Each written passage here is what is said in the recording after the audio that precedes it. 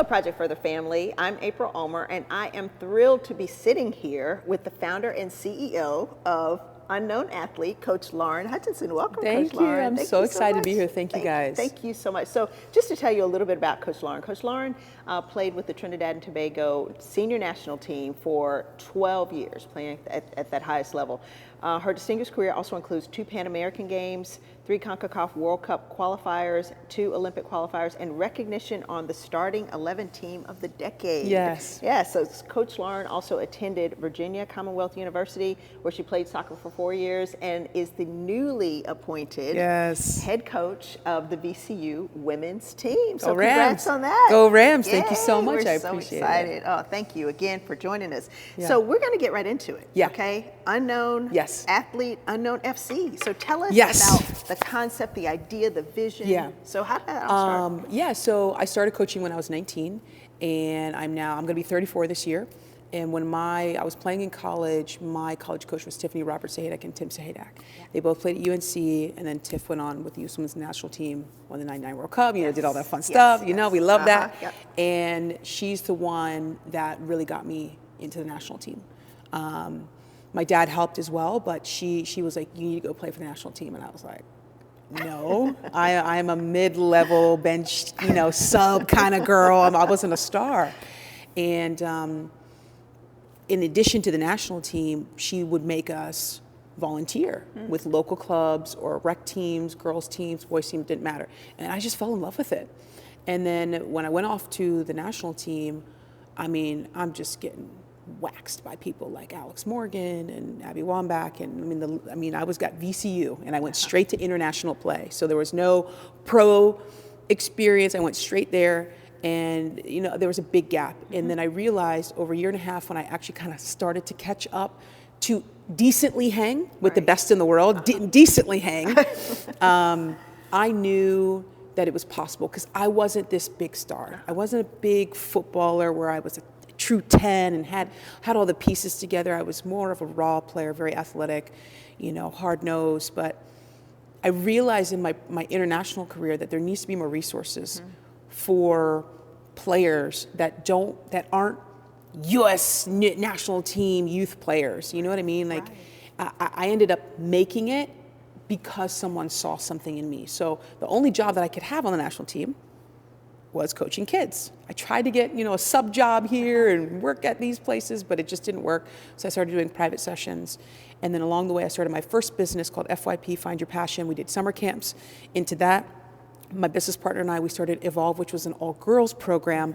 I let go of all my boys. I was very devastated. But then what I did is, my business partner and I, she took Evolve, and I took, then I started Unknown Athlete in 2020, because I really missed my male players, my female players I had, and then my pros. I just didn't have time with Evolve in the younger age groups, but I really wanted a range of from start to finish. Right. So my U5s all the way to my pros, and some of my young ones are now pros. Oh, wow. And it is full circle. So there was a need in this space for kids that have always been told, you're not good enough to play in the ACC, you're not good enough to play in college, D2 or D whatever, and you definitely can't be a professional. Those are the kids, the unknown kids. Right. So we teach the kids to become known internally so they can change your external. So it's been an awesome, super blessing, and sometimes I can't even believe what we have here, because it just has snowballed into this incredible thing. It's so special. It's such a special environment. Londyn has been here for a few days. She's had had the privilege of working with you. So exciting. First and foremost, your energy is infectious. Thank you. Amazing, right? And one of the first things that sort of struck me was the onboarding meeting. Okay. That's something that really we've never had with a coach before.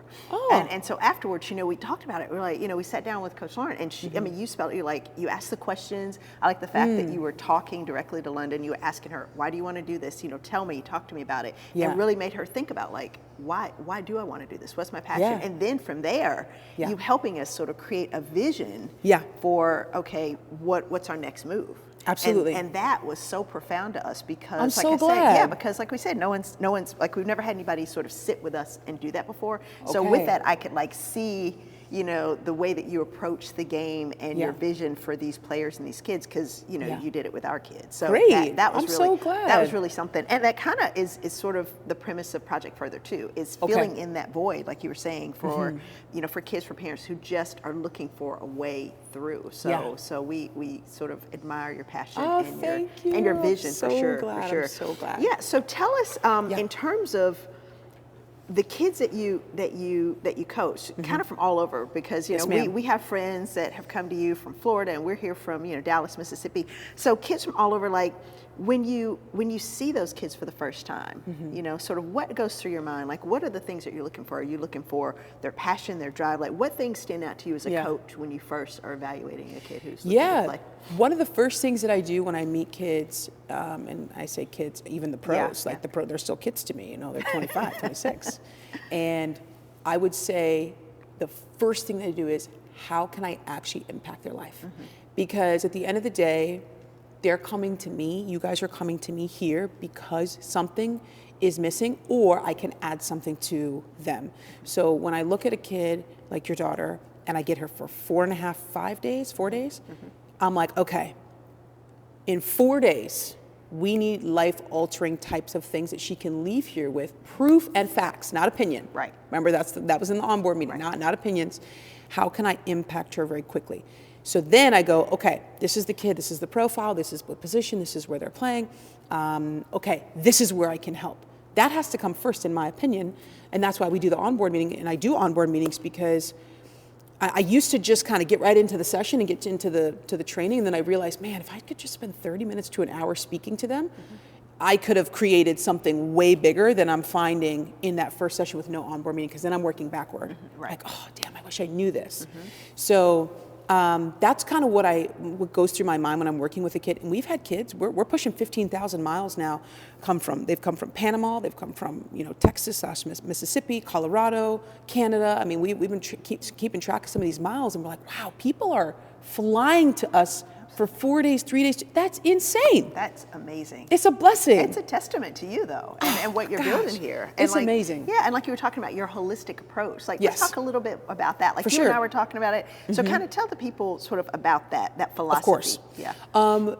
So when I started being a private trainer, I was just doing one-on-ones. And then I moved into a small group, and then I saw the difference of the hybrid between a one-on-one, when kids are doing one-on-one and small group. Then I moved into bigger groups, and I said, wow, now the 3, I'm getting more development quickly. So if I'm doing 1 or 2 privates a month, a small group once or twice a month, and then 2 or 3 groups a month, I'm like, wow, I'm really starting to develop. Then we started doing scrimmages and 7v7s. I'm like, okay, now I have them in gameplay.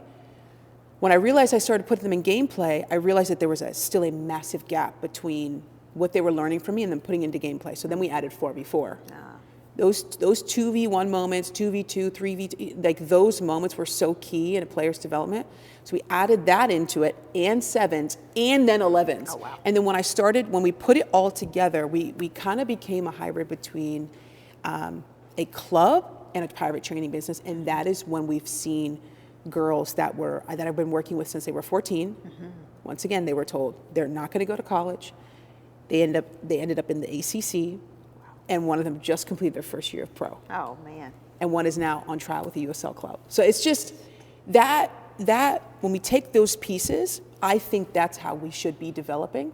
And it's just kind of worked, but it wasn't planned that way. It's organically. Every time there's a problem, I'm like, how can I solve this? Right. And then we kind of put that together. So that's my kind of philosophy. You have to teach them the pieces, and then we have to make sure it's coming out in gameplay. So, wow. And then of course the 11s was just so fun. Yeah. It's so fun. I hate to interrupt. I know you're enjoying this conversation, but do me a favor. Be sure to like and subscribe, because it helps us bring you more content just like this. Now, back to the show. Summer. So I think that's really impactful and powerful, because I think there are a lot of questions in terms of how should we be doing this? Yeah. You know, I mean, obviously in our own family, that was sort of the big thing that propelled us into trying to go further and help our daughter go further, but it really has been like, okay, let's kind of do this, and sort of, fortunately, within those circles, it's led us to, you know, incredible people like you who like have that overview, that idea, you know, that's been so powerful. Okay. So I think that is, like I said, very impactful, very powerful. So for families who are out there who are trying to figure out sort of what to do next, like if they have a child that they think is talented, and whether that child is playing in an environment where there are resources or not, like what are the things that the parents need to be doing first, thinking about first, you know, figuring out as far as their next best move? Yeah, you know, this is a tough question. Yeah, I would say we have to find leaders that our kids light up about. I can sit here and tell you they got to do this and they got to do that. My real deeper opinion and feeling on this is there's players that are going to be for me and not for me. I can't get through to them, but another trainer might.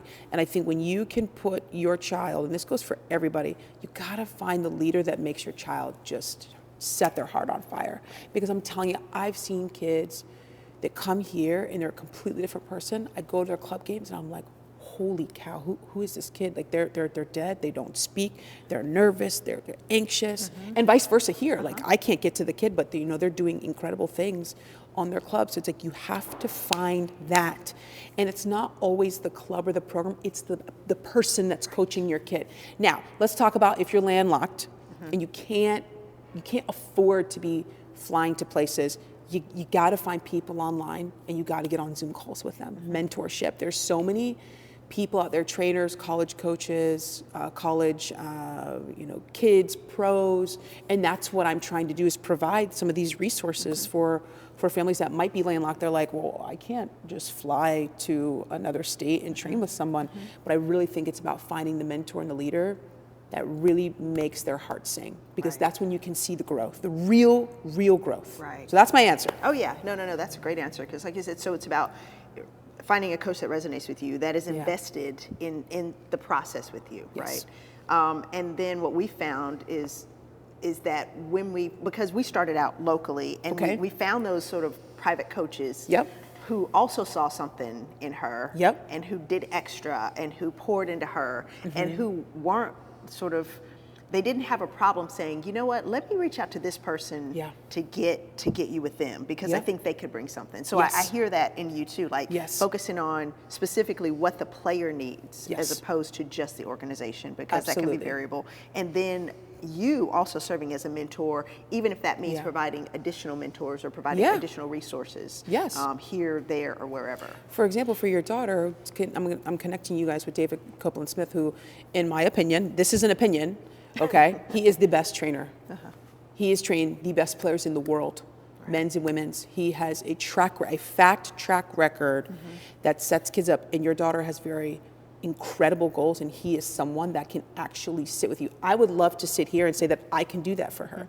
I can do other things, but I can't speak on Peru national team, New Zealand national team, U.S. women's national team, U.S. men's, like I didn't train those types of players yet. But he is someone that can, so it's my job as someone that's in her corner to say, okay, who in my Rolodex can I send you to next? It's got to be Dave. It's got to be Dave, and that's the next step for you guys. And there's a few other people I'll connect you with, but he is someone that you have to go figure out what the goal is of the kid. And I'm going to go backward just a little bit, because I have to say this.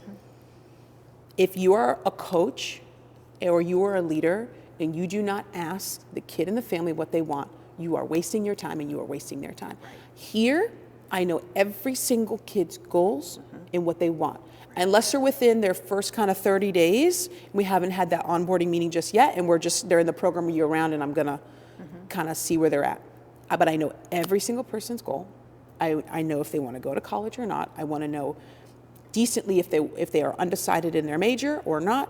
Like that's the only way I can help you. How can I help you if I don't even know what you want? So I challenge coaches and leaders to start asking more questions. Hey, what do you see for your daughter? Hey, do you want to play pro? No, I don't want to be a pro. Okay, cool. Do you want to go to college? Yeah. Okay, then I can start to plan. So I challenge all the leaders and coaches out there and trainers, you have to be asking these. It takes 2 seconds. It takes 2 seconds. I don't want to hear any excuses. We need to put ourselves in a place where we're asking the parents and the kids more questions. What do you want? Right.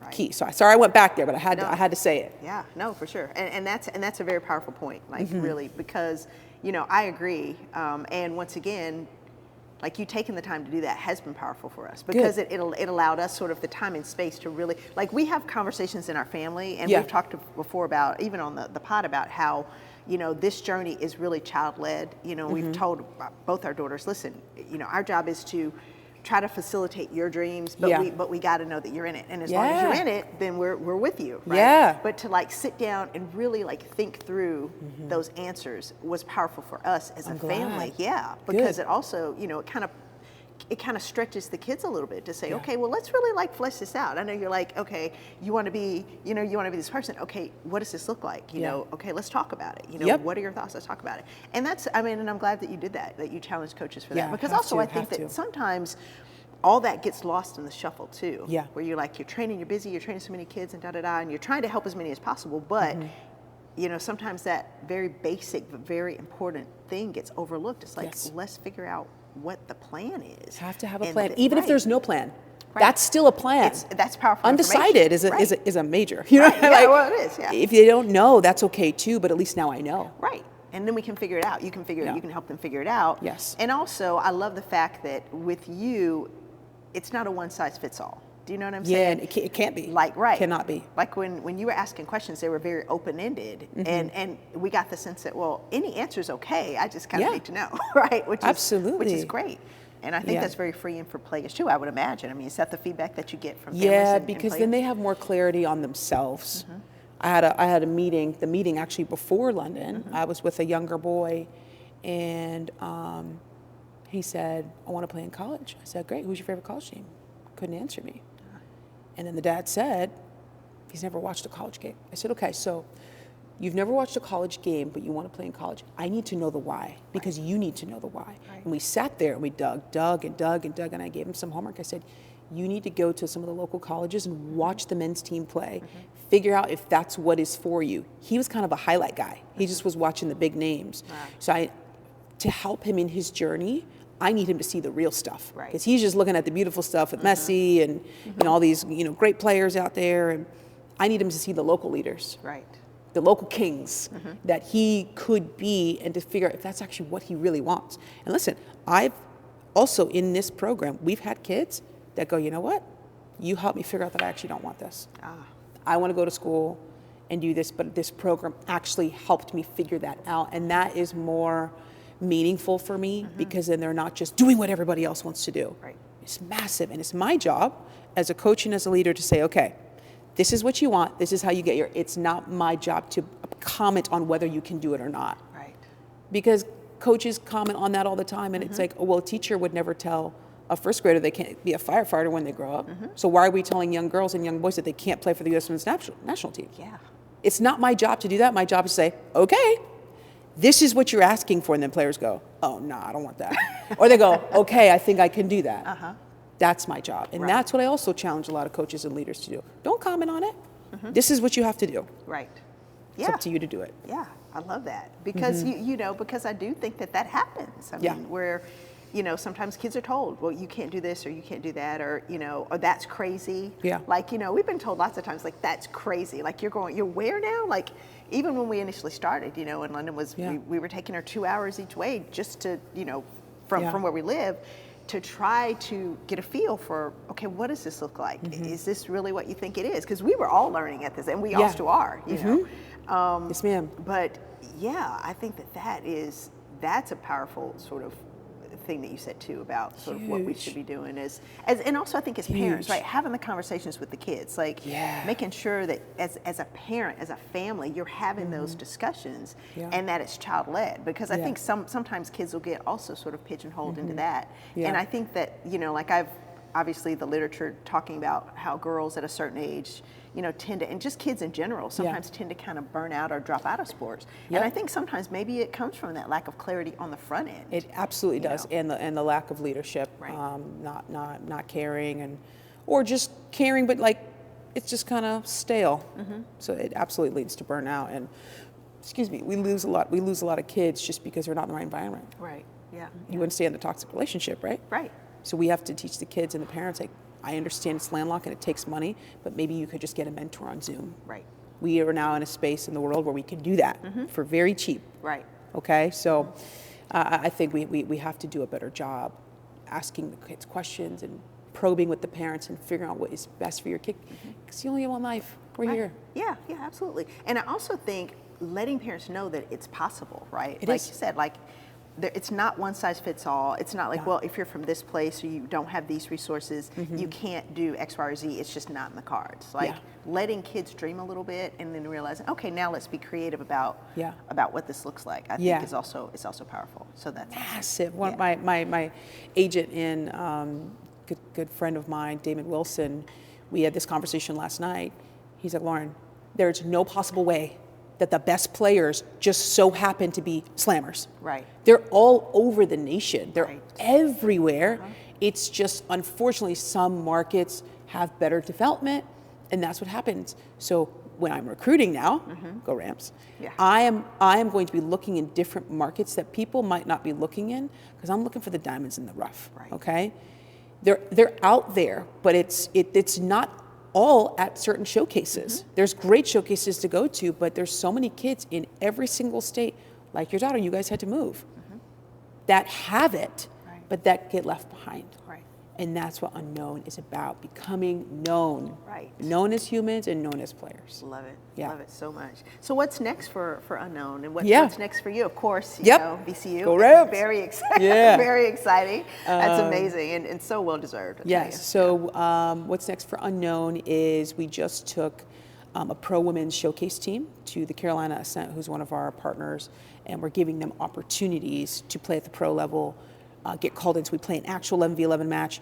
That was a few weeks ago. Next up is our April 5th game for our younger ones. It's the U18s versus our U18s. We will take, well, I won't because now I'm a college coach, but my staff will take, and my wife will take the girls and play against the Carolina Ascent for an opportunity for not only just college recruiting, but USL Academy contracts. Like, that's the whole point. And then Unknown this summer, we will have our team, which my wife owns, UKFC. I own UK Training, and we have our team through WPSL. The girls will play. I will have to stand in the stands and recruit for VCU. I am not allowed to, be a part of that program anymore. But they still have great leaders with our new head coach Charlie Mitchell. And then as far as the Rams, I'm in recruiting season, and I am looking for very specific players that are open-minded and that are ready to work. I am not messing around with these people. Go Rams. Go Rams. We are going to recruit heavy. We're going to go to the showcases, but I'm going to get into some different markets that maybe kids are not being found in. And I'm just going to, hopefully give back to this Richmond community here, because I want to give back because this is where I found my life. At 17, when I came here, this is how I became the person that I am. So that's what's next for me. Oh, so much exciting stuff. You cannot wait to see the Rams. Thank you so much. On the pitch. So we're definitely coming back for that. And so, once again, thank you so much for taking your time. Of course, thank you. So just to close out, and like I said, this is more Lowe's thing he came up with. We always ask everybody for 3 tips that you would give our viewers as far as how to help their kids, their daughters go further. Like, what are 3 pearls that you would give? Okay, so advice to the parents. Yes. Number 1, I would say find that leader, help them find that leader that makes the kid just like, I want to talk to so-and-so. Like, what do they think? That's a huge difference maker, because of course, as parents, I'm not a parent yet, but I feel like one. It goes in this ear and it goes out the other. And then the mentor or leader can say the same thing, and that light bulb goes off. So you're there as the safety net, but parents, find that leader. And if you can't find it, reach out to me, reach out to her. I know a ton of people. I don't know everybody, but I know quite a few that maybe I can just kind of, help with. Second thing is, I think we need to, as parents, have those conversations, but I would also push our clubs and our local leaders to be asking those questions. So it's tough, but you might have to sit down with the club and the coach and be like, listen, my daughter or my son, whoever, really wants to explain to you what they want. You might have to kind of drive the conversation, because unfortunately, not everyone's going to go ask those questions. It'll also develop more of a connection for the coach and the player. I hope they do it. Some coaches are not open to it. They're not open to it, but I would definitely do that. And then I would tell the parents to help the kids. I actually got this advice yesterday, to be more stubborn in what they really want. You have to support your kids in what they want. If they want to play for a national team, go find someone that believes that as much as they do. Because the minute you let a leader or a teacher or a coach into your life and they're like, yeah, like she just doesn't have it, right. It's immediately ruining their future. We have to be stubborn in the things that we want. We have to get up and live the life that we want. We have to be passionate and have energy, because we only get one time. Right. We have to do this. So as a parent, I would say encourage that. And actually, I'll give one more. I'll give a fourth. Okay. I'll give a fourth. Bonus. Sorry. I would say after games and after practices, this is what I've started doing with my staff members and my players. Do not tell the kids how they did. Ask them what they're proud that they did that day. Hey, give me 2 things that you're proud of that you did today and why. And then just let them go with the flow. And if they ask you questions, okay.